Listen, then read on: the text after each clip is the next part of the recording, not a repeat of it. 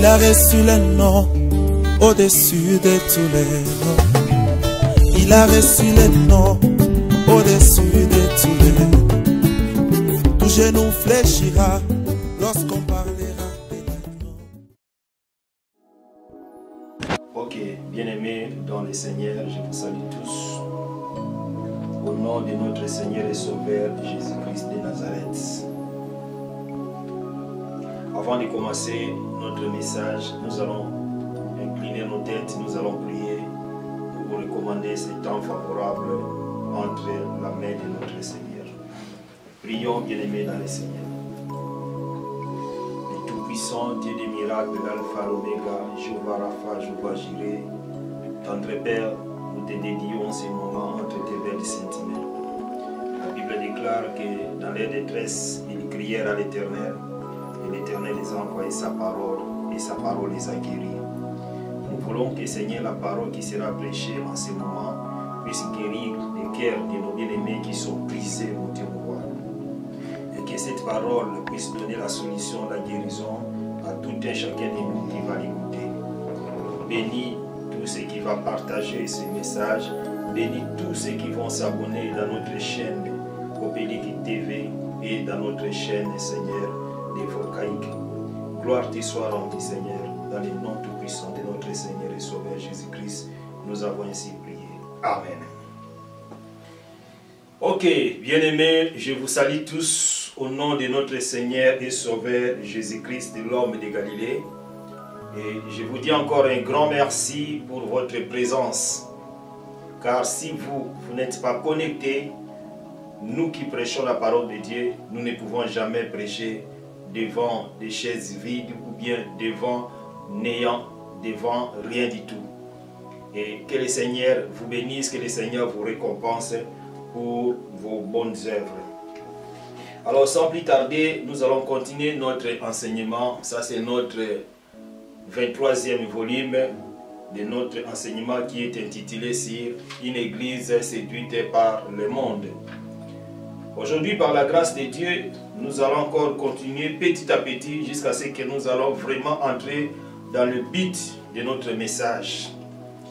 Alors, je vais lire dans les livres des Juges. Nous sommes dans les livres des Juges au chapitre 15. Comme je vous avais expliqué que Samson a été arrêté par ses frères propres. La Bible déclare que l'homme aura les ennemis, les gens de sa propre famille. Le peuple de Juda devait défendre leur frère Samson. Mais eux, ils sont allés à la recherche de Samson pour les lier et pour l'aller livrer entre les mains des Philistins. C'est ce qui arrive aujourd'hui dans nos vies quotidiennes. Tu seras vendu par ton frère propre. Jésus-Christ a été vendu par son disciple propre qui était Judas l'Iscariote. Beaucoup de personnes ont eu des problèmes sérieux aujourd'hui dans leur vie à cause de leur famille propre, de leurs frères propres, de leurs sœurs propres. Et je vous avais même donné un témoignage d'un frère qui était parti en République démocratique du Congo pour acheter une parcelle. Il habitait en Angola et Dieu l'avait visité. Il a dit non, je dois aller en République démocratique du Congo pour acheter une parcelle. Arrivé là-bas, il était accueilli dans la maison de son frère propre. Et son frère lui a posé des questions pour savoir, mais frère, qu'est-ce que tu es venu faire à Kinshasa puisque ça fait longtemps que toi tu n'es jamais revenu ici au pays. Et lui, il avait répondu à son frère en disant que non, je suis venu pour acheter une parcelle. Et Dieu m'avait visité là en Angola, et la raison pour laquelle je suis revenu pour acheter une parcelle. Son frère dira, ok, gloire à Dieu, Dieu soit loué, vraiment, je suis très content de ta présence et je suis très content parce que Dieu t'a visité. Aujourd'hui, Dieu est revenu pour acheter une parcelle, que le nom du Seigneur soit glorifié. Alors il avait servi la nourriture à son frère et pendant qu'on mangeait, il avait mis du poison dans la nourriture de son frère. Son frère avait mangé la nourriture sans le savoir pendant qu'il dormait, le matin, il n'était plus réveillé. Et son frère avait récupéré toute somme d'argent que son grand frère avait amené en RDC pour acheter une parcelle. Voilà, le frère était mort à cause de son frère propre qu'il a empoisonné pour rester avec son argent. C'est pareillement que l'histoire de Samson. Samson, ses frères pouvaient quand même le protéger, mais or c'était le contraire. Ses frères même, ils sont allés à sa recherche et ils l'ont arrêté, ils l'ont lié, ligoté, et ils avaient même amené Samson devant le Philistin. Et arrivé devant les Philistins, la Bible dit que les Philistins étaient très contents d'avoir que Samson était lié, d'avoir que Samson était ligoté par ses frères propres. Mais ils ne savaient pas que Samson était encore avec Dieu. Samson avait toujours une bonne relation vis-à-vis de son Seigneur. La Bible dit, dans le livre des Juges chapitre 15, nous allons lire le verset 14. La Bible dit, lorsqu'il arriva à Léchi, les Philistins poussèrent des cris à sa rencontre, alors l'Esprit de l'Éternel les saisit. Les cordes qu'il avait au bras devinrent comme du lin brûlé par le feu, et ses liens tombèrent de ses mains. Il y trouva une mâchoire d'âne fraîche. Il étendit sa main pour la prendre, et il en tua 1000 hommes. Donc ces jours-là, Samson avait coupé les cordes qu'on l'avait liées, et il avait ramassé une mâchoire. Avec cette mâchoire, Samson avait tué 1000 personnes. Et si vous continuez la lecture, la Bible dit que Samson avait jeté cette mâchoire. Et dans les volumes précédents, je vous avais expliqué le mâchoire qui avait donné à Samson la force de tuer 1000 personnes. Ça symbolise la croix de Jésus-Christ. Mais Samson pouvait garder cette mâchoire, mais Samson avait jeté. Mais toi et moi, nous ne pouvons jamais abandonner la croix de Jésus-Christ. Nous ne pouvons jamais jeter la croix de Jésus-Christ. C'est à travers la croix de Jésus-Christ que nous avons eu la victoire. Et la Bible continue de nous dire, à partir du verset 16 jusqu'au verset 20, que et Samson dit avec une mâchoire d'âne, un monceau, 2 monceaux, avec une mâchoire d'âne, j'ai tué 1000 hommes. Quand il y eut achevé de parler, il jeta de sa main la mâchoire. Et l'on appela ce lieu Ramath Léchi. Pressé par la soif, il invoqua l'Éternel et dit, c'est toi qui as permis par la main de ton serviteur cette grande délivrance. Et maintenant, mourrai-je de soif et tomberai-je entre les mains des incirconcis? Samson avait compris que c'est Dieu qui lui avait donné la force de tuer le 1000 Philistins. Et il avait rendu gloire à notre Dieu. Mais ce n'est pas comme nous aujourd'hui, à notre époque, quand nous faisons un miracle, quand nous prions pour une personne, Dieu a opéré des miracles, nous allons commencer à nous glorifier. Or, nous devons nous humilier, nous devons nous rabaisser pour que le nom du Seigneur soit élevé. Car la Bible dit, l'humilité précède la gloire.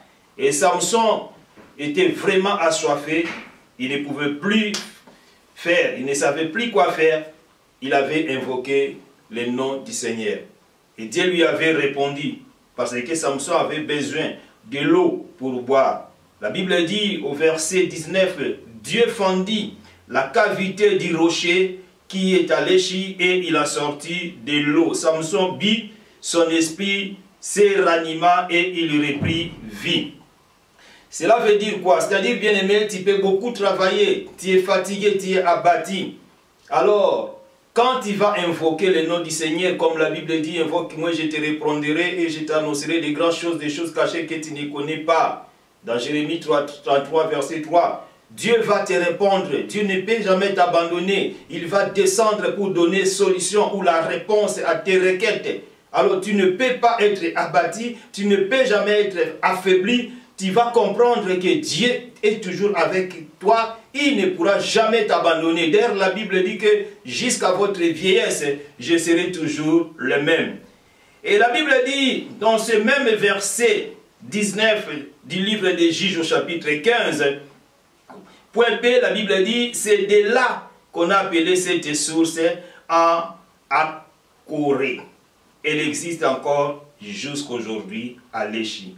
Samson fut juge en Israël au temps des Philistins pendant 20 ans. Et Samson était toujours juge en Israël pendant 20 ans. Alors, bien-aimés dans le Seigneur, maintenant nous allons entrer petit à petit dans notre but de notre message ou au sujet de notre message. Nous allons prendre nos Bibles et lire dans le livre des Juges au chapitre 16. Je vais commencer ma lecture à partir du premier verset et je vais expliquer tout doucement, vous allez comprendre qu'est-ce qui était arrivé dans la vie de Samson.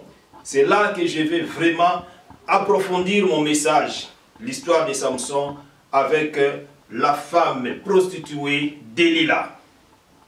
La Bible dit dans le livre des Juges au chapitre 16, verset 1er, je continue la lecture, la Bible dit ceci. Samson partit pour Gaza et il y vit une femme prostituée et il entra chez elle. On dit aux gens de Gaza, Samson est arrivé ici. Et ils l'environnèrent. Et c'était en embuscade toute la nuit à la porte de la ville.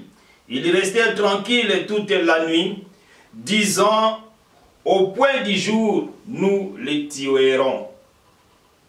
Le verset 3, la Bible dit, Samson demeura couché jusqu'à minuit.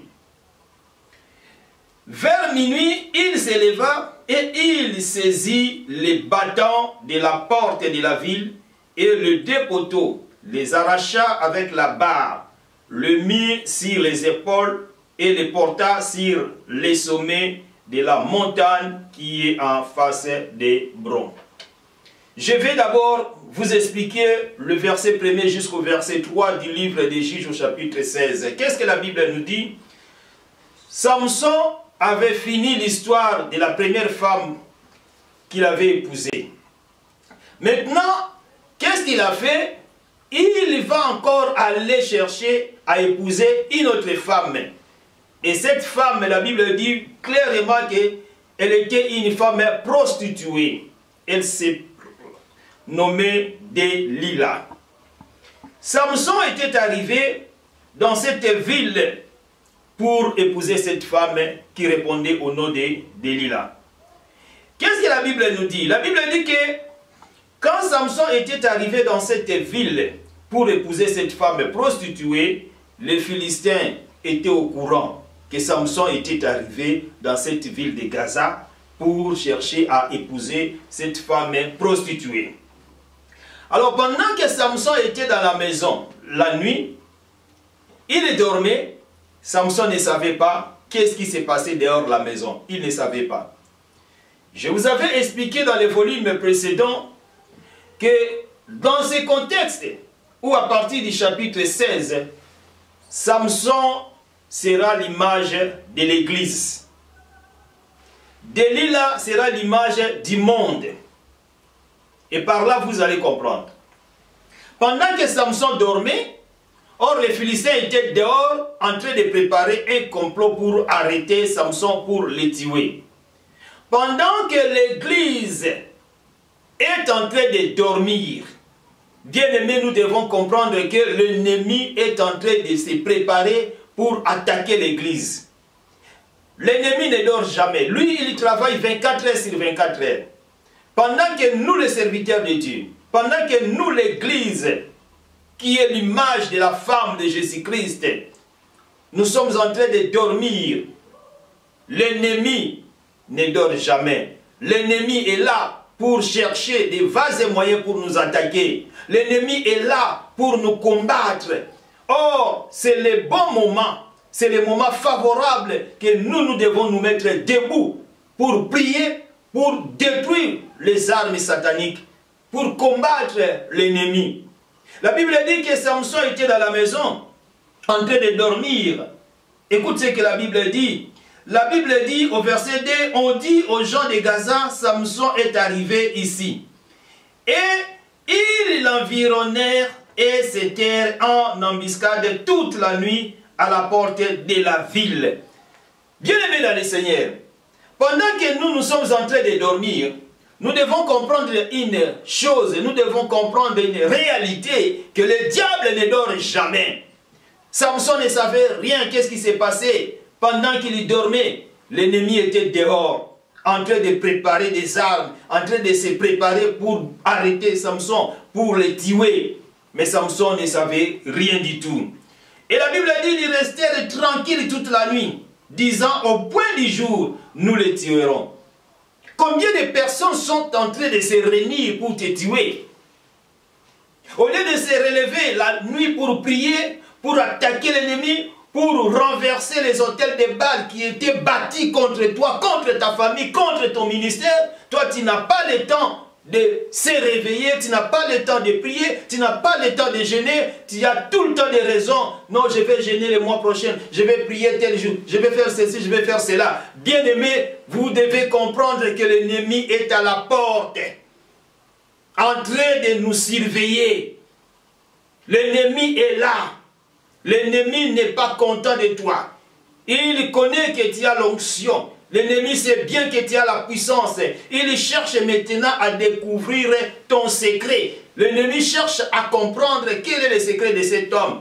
Parce que cet homme est puissant. Cette église est puissante. Mais nous devons comprendre le secret de cet homme. Bien-aimé dans le Seigneur, les gens ne savaient pas que Samson était un oint de Dieu. Ils ne savaient pas que Samson était mandaté par Dieu lui-même. Alors il cherchait des vases et moyens pour arrêter Samson, pour bloquer Samson et pour le combattre. Et la Bible dit que Samson demeura couché jusqu'à minuit. Et Samson, il était toujours couché.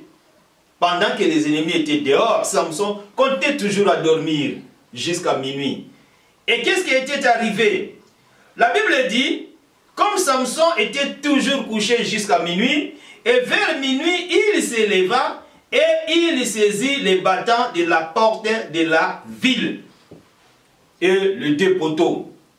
C'est-à-dire, Samson dormait jusqu'à minuit. Vers minuit, Samson il a dit, mais non, je ne peux pas continuer à dormir, je dois maintenant me réveiller. Et en se réveillant, Samson a compris que non, il y avait des ennemis qui étaient là, à côté, pour l'attaquer, pour le battre, pour l'éliminer. Bien-aimé, tu as tant dormi, tu as tant dormi, tu as tant dormi. Mais est-ce que tu ne peux pas faire ici comme Samson? Samson aussi avait dormi. Mais quand il a compris que non, je ne peux pas continuer toujours à dormir, à dormir, à dormir. Je dois quand même me réveiller. Samson, il s'est réveillé, bien-aimé. La Bible dit, qui va courir et tomber et qui ne va pas se mettre debout pour continuer à courir? Personne. Nous voyons comment les coureurs sont en train de courir. Et pendant qu'ils sont en train de courir, ils sont en train de faire les ramatons. Quand ils vont tomber, ils vont toujours se relever pour continuer à courir. Ils ne vont pas dire que maintenant, comme je suis tombé, comme nous sommes tombés, alors nous allons rester toujours dans cette même position. Non. Bien-aimé, tu as couru, tu as couru, tu as couru. Peut-être tu es fatigué, peut-être tu as bâti, peut-être à cause des ondes des personnes. Mais je suis venu t'encourager de ne pas rester dans cette même position, de ne pas rester dans cette même condition, bien-aimé dans le Seigneur. Tu dois continuer ta marche, tu dois continuer à marcher. Pourquoi? Parce que si tu dois rester toujours dans cette même position, bien-aimé dans le Seigneur, si tu dis que non, tu ne peux pas continuer à marcher, tu vas rester comme ça, l'ennemi sera très, très, très content. Et c'est alors que l'ennemi va vraiment t'attaquer. C'est l'ennemi qui va vraiment te lier. L'ennemi va vraiment continuer à te ligoter. Or, bien-aimé dans le Seigneur, Samson avait compris une chose, qu'il ne pouvait jamais continuer toujours à dormir, à dormir, à dormir. Il s'est décidé de se réveiller à minuit. Et Samson était réveillé à minuit. Et quand il était réveillé à minuit, il a compris qu'il était déjà entouré par les ennemis. Et quand Samson avait compris qu'il était déjà entouré par les ennemis, qu'est-ce qu'il a fait? La Bible nous dit, nous sommes au verset 3. La Bible dit, vers minuit, il s'éleva et il saisit les battants de la porte de la ville et les deux poteaux les arracha avec la barre, le mit sur les épaules et les porta sur les sommets de la montagne qui est en face d'Hébron. Après cela, il aima une femme. C'est-à-dire, Samson s'est réveillé, il a pris les deux poteaux qui soutenaient la maison. La Bible dit que Samson, il avait arraché la barre. Il avait arraché avec la barre, le mis sur les épaules et le posta sur les sommets de la montagne qui est en face d'Hébron.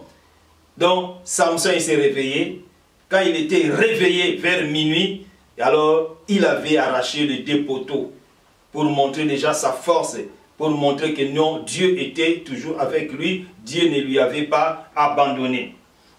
La Bible dit, dans le verset suivant, la Bible nous dit maintenant, dans le verset 4, après cela, il aima une femme de la vallée de Sorek.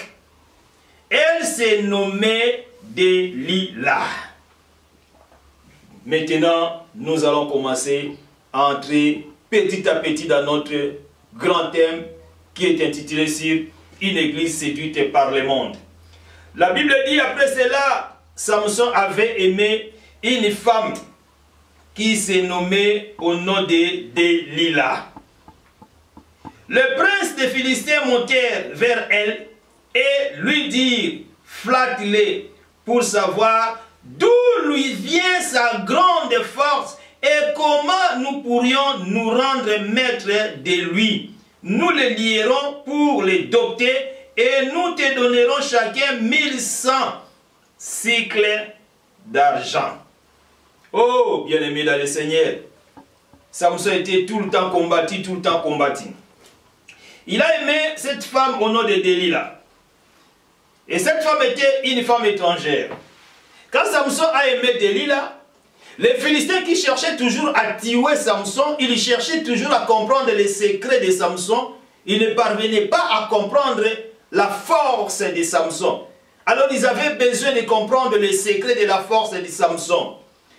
Et quand Samson avait aimé Delilah, le même Philistin, ils sont allés encore à la rencontre de Delilah. Ils ont demandé à Delilah, Delilah, alors tu vas flatter ton époux. Tu vas vraiment le flatter pour qu'il te montre, qu'il te révèle son secret. D'où venait sa force? Parce que nous avons besoin de comprendre la force de Samson. Nous n'avons jamais vu une telle personne qui a une force comme cet homme. Alors nous voulons découvrir d'où venait sa force. Ils sont allés parler avec Delilah. Ils ont dit que non, si tu vas arriver à toucher le cœur de ton mari pour nous dire les secrets, pour te dire le secret de sa force, alors nous allons te donner de l'argent. Et combien ils avaient promis à Delilah? Pas peu d'argent, mais ils l'ont promis beaucoup d'argent. Écoutez, chacun 1100 cycles d'argent. 1100 cycles d'argent. Donc c'est beaucoup d'argent. Donc c'est-à-dire chaque personne qui était là présente devait donner à Delilah 1100 cycles d'argent quand Samson va lui révéler les secrets de sa force. Et Delilah va donner les secrets de sa force aux Philistins. Alors on va lui donner 1100 cycles d'argent par personne. C'est-à-dire s'ils étaient 10 personnes multipliées par 10, 100 cycles d'argent. 100 000 cycles d'argent par personne. Et s'ils étaient 30, combien? C'est-à-dire, Delilah devait devenir riche quand elle devait dévoiler les secrets de la force de son mari. Alors Delilah, elle était d'accord. Or, bien aimé, la Bible dit que l'homme quittera la maison de son père et de sa mère, il s'attachera à sa femme et les deux deviendront une seule chair. C'est-à-dire, Delilah ne pouvait jamais trahir son mari. Delilah ne pouvait jamais être content d'entendre ses propos. Elle pouvait refuser catégoriquement, elle pouvait refuser directement. Mais Delilah était contente. Elle avait besoin d'argent, bien-aimé dans le Seigneur. Combien de fois as-tu vendu ton frère à cause d'argent? Combien de fois as-tu vendu ton mari à cause d'argent? Combien de fois as-tu vendu ta femme à cause d'argent? Combien de fois as-tu vendu ton père, ta mère, ton frère, ton fils pour gagner de l'argent? Peut-être que tu avais consulté les sorciers, tu avais consulté les féticheurs, les magiciens, les marabouts. Et ils t'ont dit, mais non, si tu as besoin de ça, alors tu dois quand même signer un pacte. Que dans ta famille, personne ne peut se marier. Tu as vendu la famille à cause de cet argent. Tu as vendu peut-être ton fils pour avoir le succès. Tu as vendu peut-être ton doigt pour avoir beaucoup d'argent, bien-aimé. La Bible dit, que servirait-il à un homme s'il gagnait le monde entier et s'il perdait son âme? Ça sert à quoi? Aujourd'hui, tu peux être milliardaire, tu peux être millionnaire, tu peux gagner tout ce qui se trouve sur la terre. Et demain, quand tu vas mourir, tu vas rater le royaume des cieux, tu vas aller tout droit en enfer. Ça sert à quoi? Ça sert à rien, bien-aimé dans le Seigneur. Mieux vaut être pauvre sur la terre, mais hériter le royaume des cieux. Car Jésus-Christ revient bientôt. Jésus va revenir pour prendre son église. Il va revenir pour enlever son église.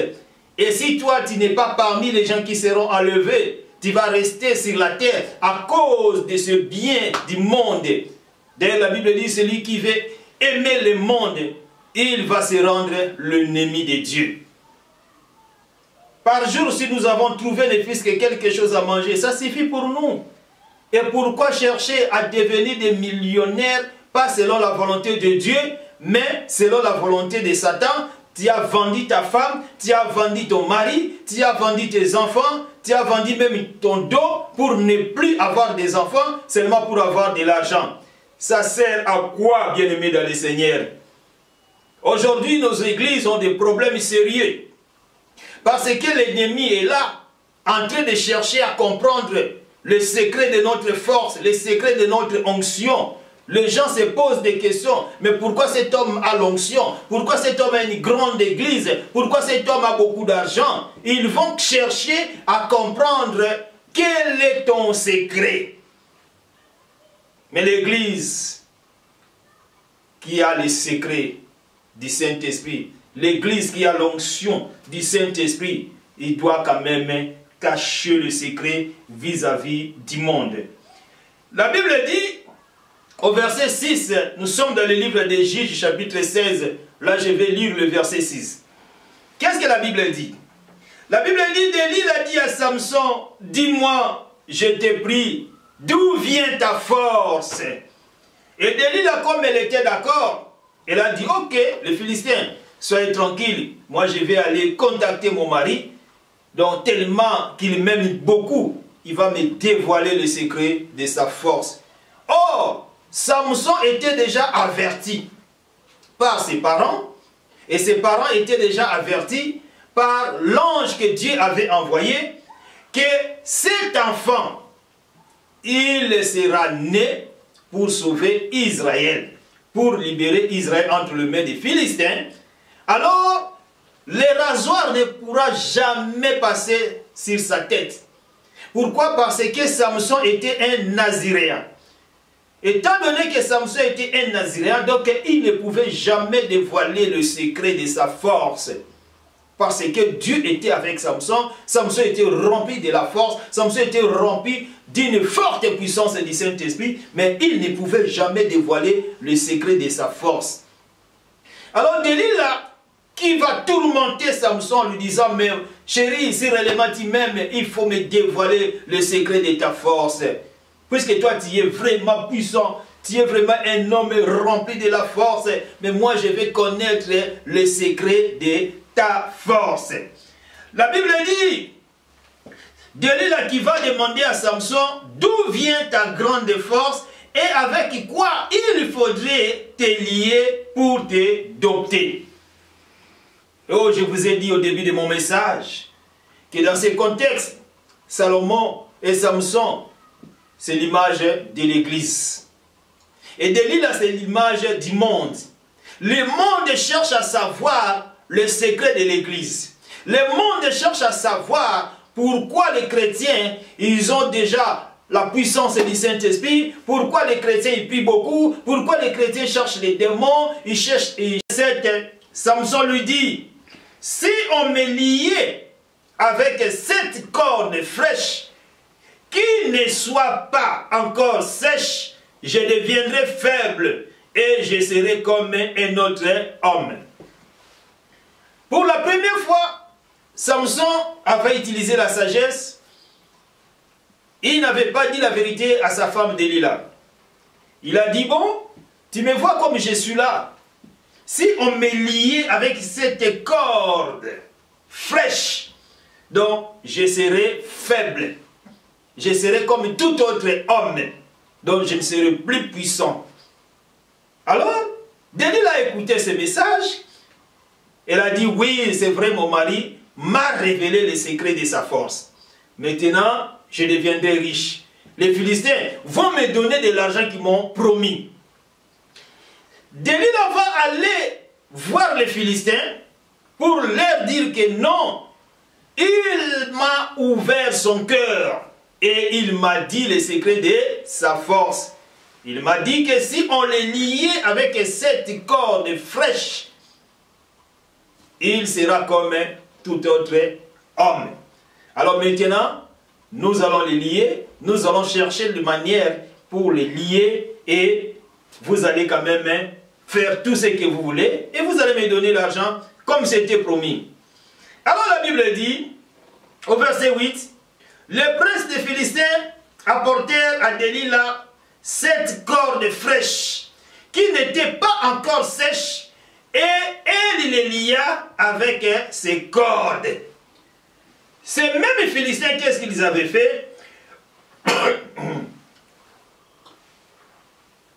Ils sont allés prendre les 7 cordes fraîches, comme Samson avait dit à Delilah. Ils ont apporté les 7 cordes fraîches à Delilah, en lui disant, bon Delilah, voici les 7 cordes fraîches, et là, maintenant, tu vas aller lier ton mari, tu vas aller lier Samson. Oh, mes bien-aimés dans le Seigneur, bien-aimés, nous devons comprendre que le monde cherche à nous lier. Le monde cherche à fermer les églises en disant que non, confinement, confinement, confinement. À chaque fois que le monde dit qu'il y a confinement, et nous les églises, nous serons aussi obligés d'obéir parce que la Bible dit dans Romains chapitre 13 à partir du premier verset jusqu'au verset 4, la Bible dit que nous devons obéir aux autorités de l'État car toute autorité vient de Dieu. Et nous devons obéir. Or déjà, Delilah est là avec les 7 cordes. Elle cherche à nous lier. Ils vont venir encore avec d'autres motifs en disant que non, maintenant il y a encore une autre virus qui est sorti.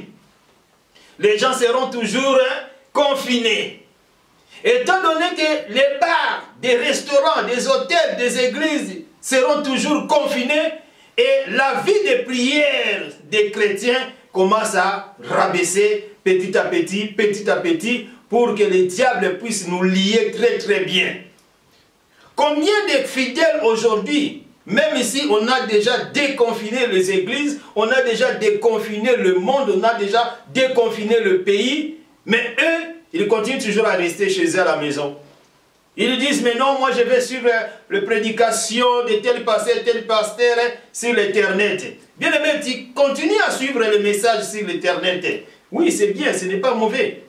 Mais qui est ton pasteur? Où est-ce que tu donnes tes offrandes, tes dîmes? Puisque un chrétien doit avoir une église locale. Et toi, quelle est ton église locale? Et qui est ton pasteur?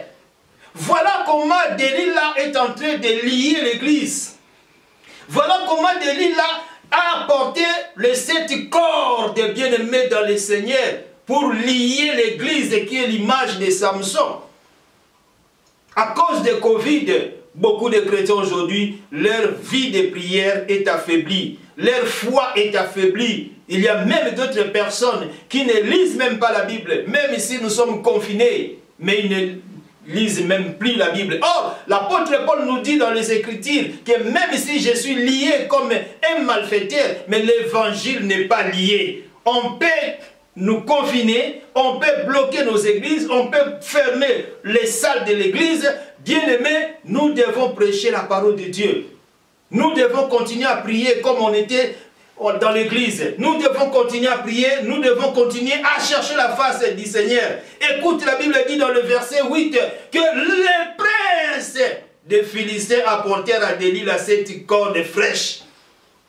Les princes des Philistins, c'est quoi? Et c'est qui? Ce sont les rois qui nous gouvernent aujourd'hui. Ce sont des présidents qui donnent des lois de temps en temps. Ils cherchent à lier l'église.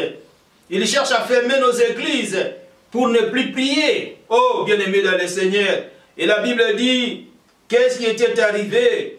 Le prince de Philistins apportèrent à Delilah 7 cordes fraîches qui n'étaient pas encore sèches, et elle les lia avec ses cordes. On avait lié Samson avec les 7 cordes, bien-aimés dans le Seigneur. On a lié Samson avec ces 7 cordes. Comme Samson était lié, mais Samson avait toujours l'esprit du Seigneur. Samson avait toujours la force. Qu'est-ce que la Bible va nous dire? La Bible dit, oh, des gens s'étaient nés en embuscade chez elle, dans une même chambre. Et elle lui dit, les Philistins sont sur toi. Samson, et il rompit les cordes comme se rompt un cordon de touffe. Quand il sent le fait, et l'on ne connut point d'où venait sa force. Samson, on l'a lié. Quand est-ce qu'on avait lié Samson? C'est pendant que Samson dormait. Samson, il dormait, il ne savait pas que Delilah était là avec les Philistins en train de les lier. On a lié Samson, on a lié Samson, on a lié Samson pendant que Samson dormait. Écoute-moi, bien-aimé dans le Seigneur. Pendant que tu es en train de dormir, pendant que tu n'as plus une forte vie de prière, pendant que tu ne lis plus la Bible, tu te dis que non, je suis fatigué des choses de Dieu, je suis fatigué de lire la Bible, je n'ai pas le temps de jeûner, je n'ai pas le temps d'aller à l'église, je n'ai pas le temps de faire ceci, cela. Tu dois comprendre une chose, que les Philistins sont en train de te lier. Pourquoi tu vas dormir? Même si tu as bâti, mets-toi debout, commence à prier, commence à jeûner. Même si tu es chez toi à la maison, tu vas jeûner, tu vas prier. N'attendez pas seulement d'aller à l'église pour commencer à prier ou à jeûner. Même chez toi à la maison, tu peux prier, tu peux jeûner. Tu peux jeûner partout, tu peux prier partout, bien-aimé dans le Seigneur. Et quand tu vas jeûner, quand tu vas prier, c'est alors que Dieu va commencer à opérer des miracles dans ta vie. Samson dormait. Lui qui dormait, il ne savait absolument rien que les Philistins étaient déjà là, dans sa maison propre, en train de les lier, en train de les lier. Il ne savait pas. On a lié Samson, on a lié Samson. Mais quand Samson s'est réveillé, bien-aimé dans le Seigneur, la Bible nous dit que Samson avait rempli les cordes comme se rompt une corde de touffe quand il sent le feu. Les cordes étaient remplies.